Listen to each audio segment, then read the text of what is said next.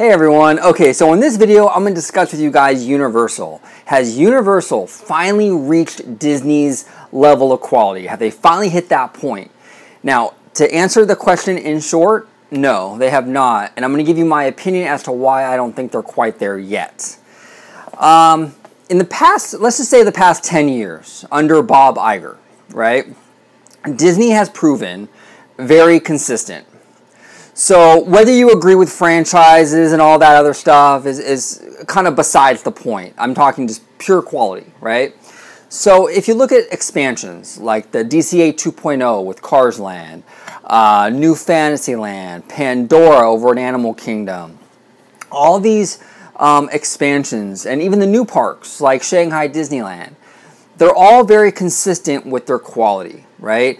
There's not huge fluctuations, like one is not like garbage and the other one's like super, themed. It's all pretty even Steven, right?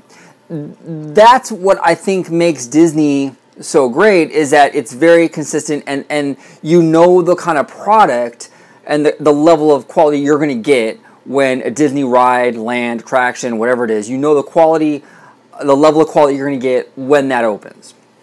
Universal is not consistent, and they're all over the place, and that's a major problem. Universal, when they get it right, they knock it out of the park. Okay, when they did Wizarding World, Diagon Alley, Islands of Adventure, these are really high quality, amazingly immersive areas. Disney level quality, by the way. Those are all Disney level quality lands, attractions, whatever you want to say. But they're not consistent.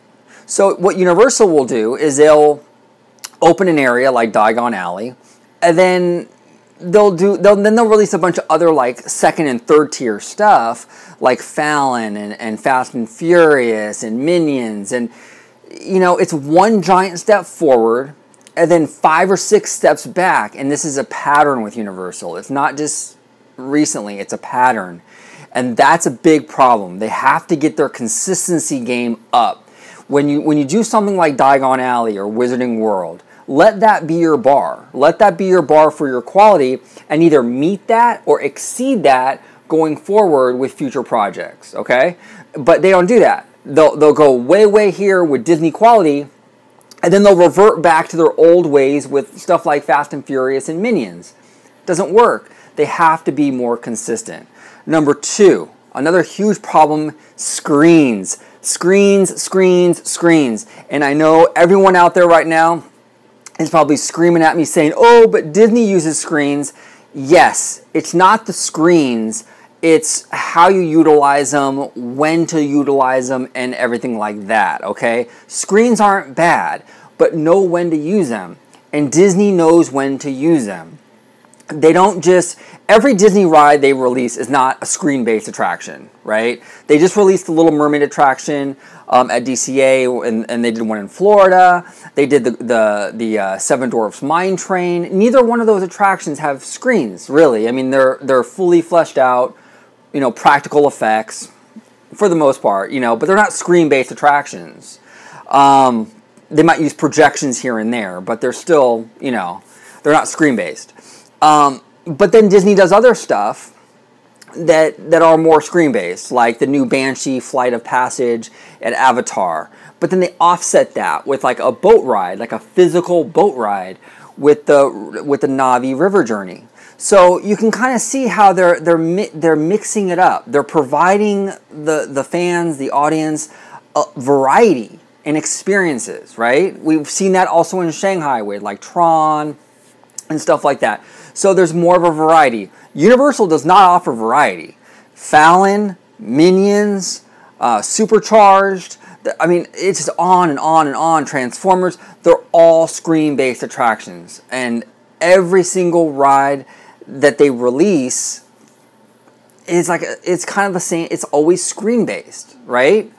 So that's a big problem for Universal. They have to break out of this box of just constantly making these screen-based attractions. Now, are there exceptions? Absolutely, there's exceptions to everything. Wizarding World, the Forbidden Journey attraction, okay? it's a screen-based attraction, but you know what? I'm going to kind of give them a pass on that because there's a lot of practical effects in there as well. I consider, you know, Forbidden Journey more like a Shanghai Disneyland Pirates of the Caribbean, right? It's kind of more like a hybrid. So I give them a pass on that. So there are examples where Universal sort of breaks the mold, but for the most part, they don't. Universal really sticks with the 3D, really sticks with the screens, and they're very, very, in that area, they're very consistent, and they shouldn't be. They should give us more variety, right? So those are the two big issues plaguing Universal right now. They have to get off the screens and start giving people more variety, more animatronics, more practical experiences like boat rides and real roller coasters and real tangible experiences. Get away from some of the screen stuff. And the other problem is the consistency of the quality. You do things that are incredible like Harry Potter, and then you follow that up with garbage like Fallon and Fast and Furious and Minions. You know, that's a problem. There's huge gaps in the quality, you know, in those offerings. So those are the two things that I think are really keeping Universal from reaching Disney's level. Okay, now keep in mind, this is the current state of the industry. So what I mean by that is I'm basing my opinion off of the product of both of these companies as of right now and the past few years. Okay, that could change. Bob Iger could leave Disney in 2 years, and his you know, replacement could totally suck, and you know, Universal could surpass Disney. So anything can happen.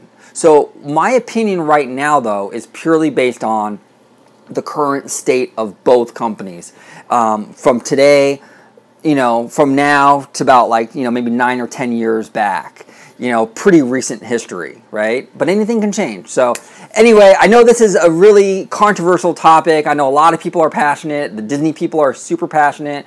The Universal people are extremely passionate. Universal fans have a ton of passion, and I love that. I love that about Universal fans. So I know, I'm sure there's going to be a lot of Universal fans in the comments screaming and yelling at me over this, but that's okay. That's why we're here. We're here to have a conversation about it, and I welcome that. So comment below. Let me know what you guys think. Is Universal up to Disney's quality, or do you agree with me? They're not quite there yet. Or do you agree or disagree with my criticisms of Universal? So let me know what you guys think. Thank you guys so much for watching. I do content on Disney all the time. Like, subscribe, and have a wonderful, wonderful day. Bye-bye.